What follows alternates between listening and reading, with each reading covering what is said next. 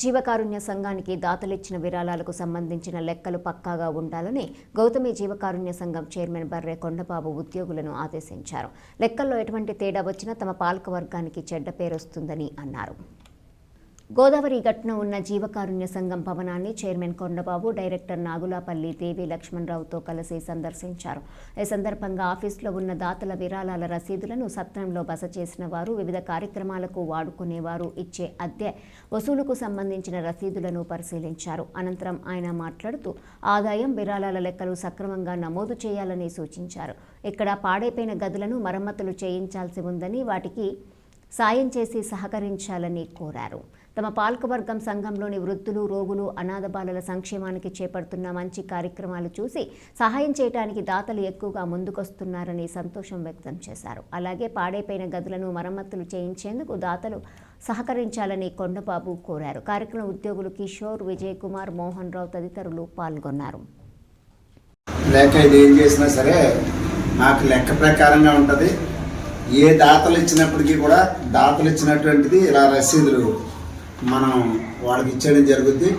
ఒకవేళ రసీదులు తీసుకెళ్ళకపోతే ఆ రసీదులు మన దగ్గర పెట్టి ఇలా రైట్లు ఇస్తాం. వాట్సాప్లో చూసుకుంటున్నారు అన్నది ప్రతిదీ కూడా వాట్సాప్ పెట్టింది. లెక్కలు కూడా అన్నీ కరెక్ట్గా రాస్తున్నారా లేదా అని చెప్పేసి చెప్తే మాకు ఉన్నటువంటి సంస్థలో ఉన్నటువంటి వాళ్ళందరూ కూడా పర్ఫెక్ట్గానే ఉంటారు. ఎక్కడ తేడా రానివ్వకుండా ఉంటారు. తేడా వస్తే మా పాలకవర్గం అనేది వాళ్ళకి కూడా అర్థమవుతుంది. ఈ రోజున గోదావరి గట్టు ఉన్నటువంటి ఆశ్రమానికి రావడం, ఈ ఆశ్రమంలో మేమంతా ఏదైతే ఇక్కడ ఉన్నటువంటి లెక్కలు కరెక్ట్గా ఉన్నాయా లేదా, మరి దాతలు ఎవరెవరు ఇచ్చారు, ఈ దాతలు ఇచ్చినటువంటి ఎంతమందికి ఇచ్చారు, ఏం చేశారు, ఈ డబ్బు అంతా జమ అయిందా లేదా, మాకు అక్కడి నుంచి కూడా ఇద్దరు గుమస్తాలను తీసుకొచ్చాం. ఇక్కడ ఉన్నటువంటి గుమస్తా సీనియర్ అసిస్టెంట్ అయిన కిషోర్ గారిని కూడా ఇక్కడ చూసాం. అంచేత ఇవి మా సంస్థకు సంబంధించి ప్రతిదీ కూడా వెలుగులో తీసుకెళ్తున్నాం.